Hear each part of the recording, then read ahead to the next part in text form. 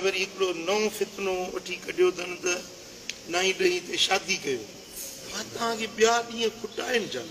मूंखां हिन ॾियाड़नि में घटि 15 माण्हुनि पुछियो आहे ज़ईं 9 ॾहीं ते शादी कजे? बसि तव्हांखे सॼे साल में ॿियो को ॾींहुं ई नज़र नथो अचे 9 ॾहीं ते शादी।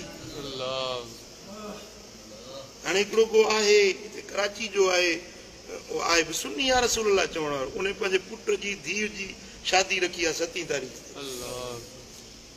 अलाए छा आहे अहल बैतनि सां को बुग़्ज़ आहे या अदावत आहे या उन्हनि खे का इहा ॻाल्हि पसंदि नथी अचे, ख़ुदा ॼाणे छा उन्हनि जी मर्ज़ी आहे। शरअन त मना कोन्हे का त को माण्हू हिन तारीख़ ते करे हिन ते न करे, पूरो साल आहे कहिड़े बि ॾींहं ते माण्हू निकाह करे सघे थो।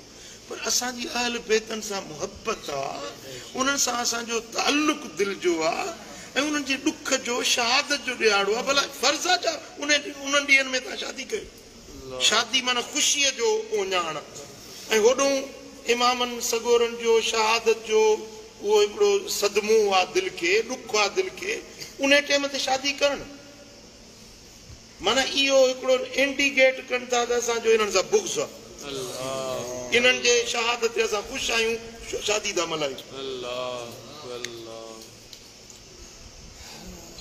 महिरबानी करे इहे अहिड़े क़िस्म जा मसाला मूंखां त न पुछो, मूंखे तकलीफ़ थिए थी।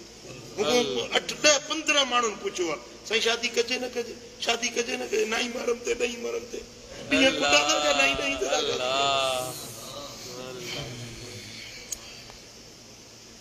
सो इन ॾियारनि जो अदब एतिराम ज़रूरी आहे ऐं महबूब जे बचड़नि ते जेका आज़माइश आई, जेको उन्हनि जो ॾुख आहे, उहे जे वाक़िया ॿुधूं था त हियां ॾके थो। ऐं हुज़ूर अलैहिस्सलातु वस्सलाम जन ख़ुदि इहे वाक़िया बयानु कया आहिनि, करबला जो छा छा थियणो आहे, हीअं थींदो हीअं थींदो, हुज़ूर जन ख़ुदि रुना आहिनि, सहाबी रुना आहिनि। ऐं इहो ग़मे हुसैन सुन्नत मुस्तफ़ा आहे, मदीने वारे साईं जी।